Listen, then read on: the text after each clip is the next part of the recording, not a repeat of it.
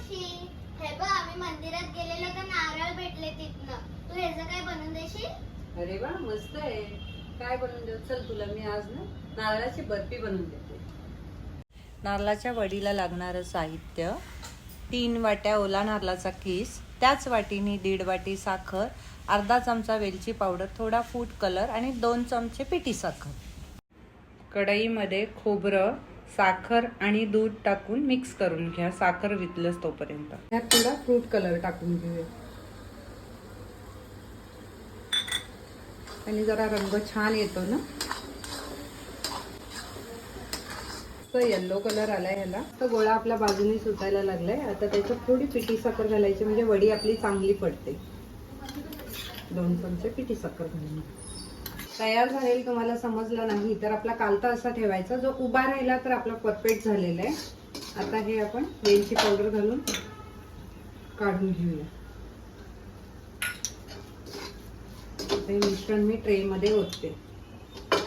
Gas बंद करू.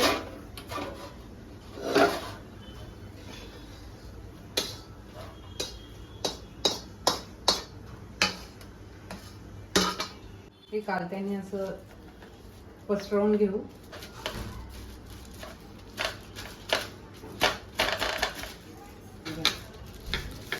आता ही थंड झाली की मग तुम्हाला जसं हवंय त्या आकाराच्या वड्या पाड.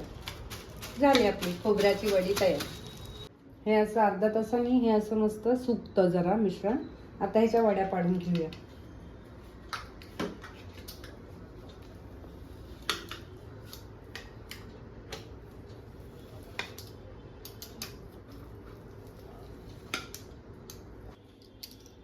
हे बघा, अशा प्रकारे आपल्या नारळाच्या वड्या रेडी आहेत.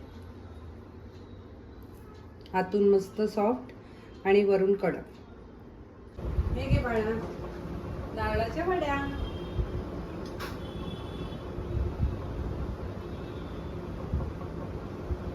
कशा झाल्या? मस्त आहे मावशी, थँक्यू. खाऊ मला पण दे. खाऊ का?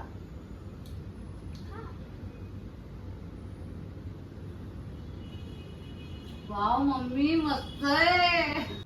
जर तुम्हाला आमच्या व्हिडिओ आवडत असतील तर लाईक, शेअर, कमेंट आणि सबस्क्राईब करायला विसरू नका. Thank you for watching this video. Bye.